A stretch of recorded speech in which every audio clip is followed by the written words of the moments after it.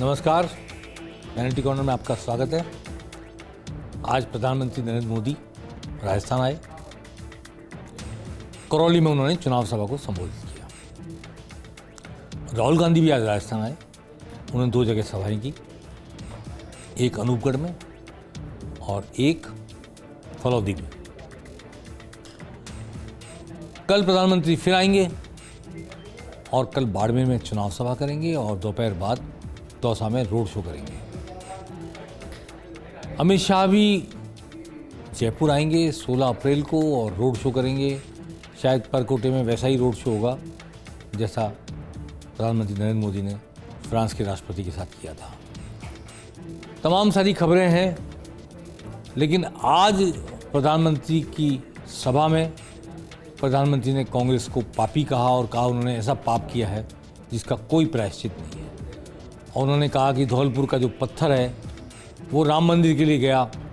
जिस राम मंदिर के लिए धौलपुर का पत्थर गया उस राम मंदिर को कांग्रेस ने नकार दिया। करौली का उन्होंने जिक्र किया, मदन मोहन जी के मंदिर का जिक्र किया। कई स्थानीय बिंदुओं को छूते हुए आज प्रधानमंत्री नरेंद्र मोदी ने अच्छे कड़े प्रहार किए कांग्रेस पर।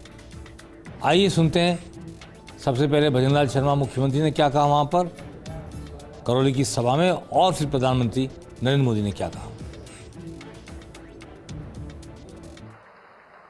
मित्रों, मैं कहना चाहता हूं 2014 के बाद हमारे देश के यशस्वी प्रधानमंत्री नरेंद्र मोदी जी ने ऐतिहासिक कार्य किए हैं।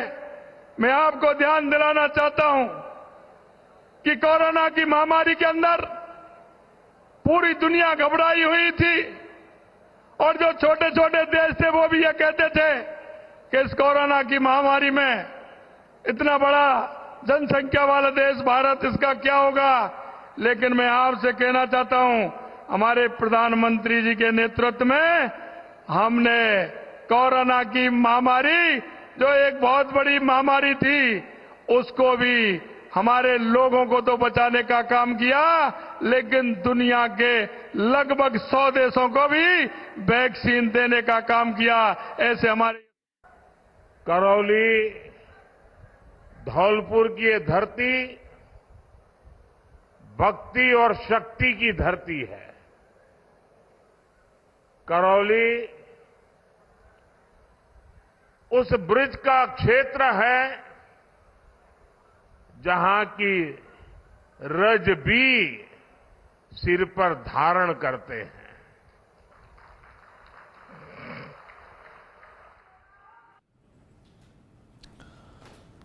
प्रधानमंत्री कल बाड़मेर जाएंगे। वहाँ त्रिकोणात्मक संघर्ष है। निर्दलीय विधायक रविंद्र सिंह भाटी चुनाव लड़ रहे हैं लोकसभा का। बीजेपी और कांग्रेस मैदान में है। कांग्रेस से उमेदवार बेनीवाल, जो बेनीवाल की पार्टी से आए हैं, हनुमान बेनीवाल की पार्टी से, वो कांग्रेस से चुनाव लड़ रहे हैं। और केंद्रीय मंत्री कैलाश चौधरी बीजेपी के प्रत्याशी हैं। बहुत ही टेढ़ा चुनाव माना जा रहा है। वह कल वहाँ पर मानवेंद्र सिंह, पूर्व सांसद, और आपको ध्यान होगा जसवंत सिंह जसोल जो वित्त मंत्री थे भारत के, जो विदेश मंत्री थे भारत के, उनके बेटे और सांसद रहे हैं और भाजपा से बगावत करके कांग्रेस में चले गए थे वसुंधरा जी के खिलाफ, जिन्हें चुनाव लड़वाया गया विधानसभा का। वो कल प्रधानमंत्री मोदी की रैली में प्रधानमंत्री के आने से पहले, उनके सामने नहीं, उनसे पहले बीजेपी की सदस्यता ग्रहण करेंगे। जसवंत सिंह जसोल ने भी एक बार बीजेपी से बगावत की थी। उससे पहले वो जोधपुर से सांसद थे, फिर दार्जिलिंग से सांसद बने।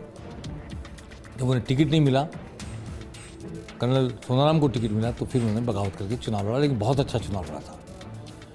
अब उनके बेटे फिर बाहर हुए बीजेपी से, फिर बीजेपी में आ रहे हैं। उनकी घर वापसी कल हो जाएगी। उनके साथ ही महंत निर्मल दास महाराज, जो एक पर्टिकुलर समाज के महंत हैं, जिनकी अच्छी फॉलोइंग है, वो भी कल प्रधानमंत्री की सभा में प्रधानमंत्री के आने से पहले बीजेपी की सदस्यता ज्वाइन करेंगे। इनके आने से जो समीकरण है, जो माना जा रहा है रविंद्र सिंह भाटी एक त्रिकोणात्मक संघर्ष बना रहे हैं और राजपूत पोलराइजेशन हो रहा है, ऐसी चर्चा चल रही है, उस पोलराइजेशन को रोकने का ये बीजेपी का अहम प्रयास है मानवेंद्र सिंह को ला करके। राजपूत समाज में मानवेंद्र सिंह की पकड़ सुविख्यात है, उनके पिताजी के नाम पर भी सुविख्यात है। तो क्या वो इस पकड़ के बूते पर बीजेपी की तरफ वोट को ला पाएंगे? ये देखने वाली बात है। प्रधानमंत्री मोदी कल बाड़मेर से जब रवाना होंगे तो फिर दौसा जाएंगे। दौसा में करीब 1.5 किलोमीटर का रोड शो होगा उनका। 1300 मीटर बताई गई दूरी। गुप्तेश्वर मंदिर तक होगा। 100 स्वागत द्वार बनाए गए हैं और 25 जगह फूल बरसाकर प्रधानमंत्री मोदी का स्वागत किया जाएगा। ये बहुत ही अहम सीट है दौसा की। दौसा की सीट में जिसमें बांदीकुई आता है, दौसा आता है और आसपास की लालसोट और कई सीटें हैं। तो इस दौसा की सीट पर भाजपा को कन्हैयालाल मीणा को उतारना पड़ा। कांग्रेस के मुरारीलाल मीणा सामने हैं जो वर्तमान में विधायक हैं और इस सीट का पूर्वी राजस्थान की दृष्टि से बहुत अहम है क्योंकि एसटी के लिए रिजर्व है और मीणा समाज के वोटों का नज़रिया, वोटों का रुख इस सीट से पता लगता है।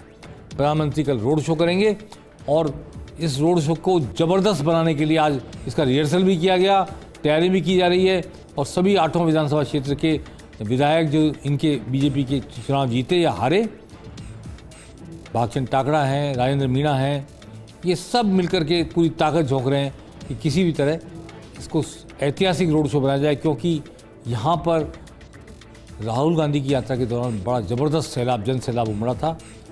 इसलिए ये चुनौती है बीजेपी के लिए भी और प्रधानमंत्री की सभा के जरिए पूरी राजस्थान को एक बड़ा संदेश देने की कोशिश कल बीजेपी करेगी।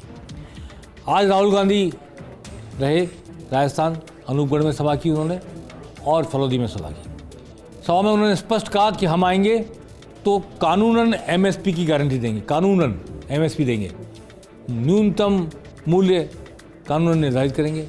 एक बात, अग्निवीर योजना रद्द कर देंगे क्योंकि सेना भी नहीं चाहती, नौजवानों के हित में नहीं है। और उन्होंने कहा कि इन्होंने ईडी का सहारा लेकर, सीबीआई का सहारा लेकर चंदा बटोरा है, इलेक्ट्रोल बॉन्ड को उन्होंने एक तरह से स्कैम बताया है और कहा है किसानों का पूरा कर्जा माफ़ कर देंगे, जीएसटी जहाँ भी किसानों पर किसी भी रूप में लग रही होगी उससे उन्हें मुक्ति दिलाएंगे और बहुत सारी बातें की उन्होंने। और न्यूनतम और कर्जा माफ़ करने के अलावा न्यूनतम समर्थन मूल्य की बात उन्होंने खास तौर पर कई बार की। आइए सुनते हैं क्या कहा अशोक गहलोत ने इस सभा में और राहुल गांधी ने जनता से क्या कहा। चुनाव का समय है और पिछले 10 साल प्रधानमंत्री ने आप सबको अलग अलग वायदे किए। 15 लाख रुपए हर बैंक अकाउंट में डालने का वायदा किया, डाल दिए? डाले नहीं मगर 15 लाख रुपए निकाल लिए।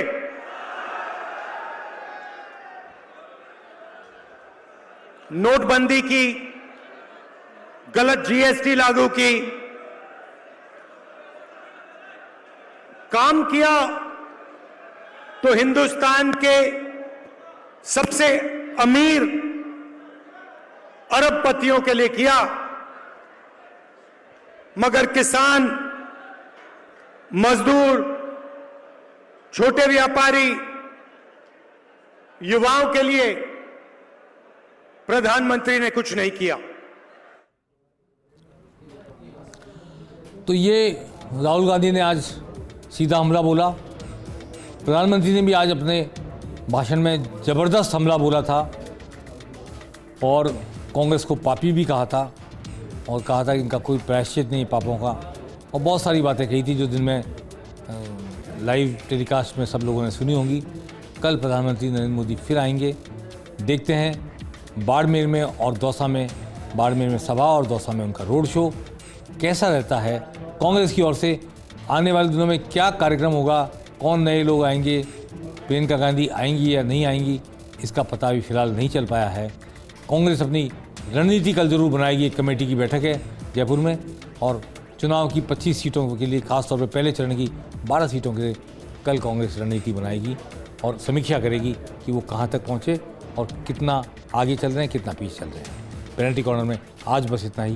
नमस्कार।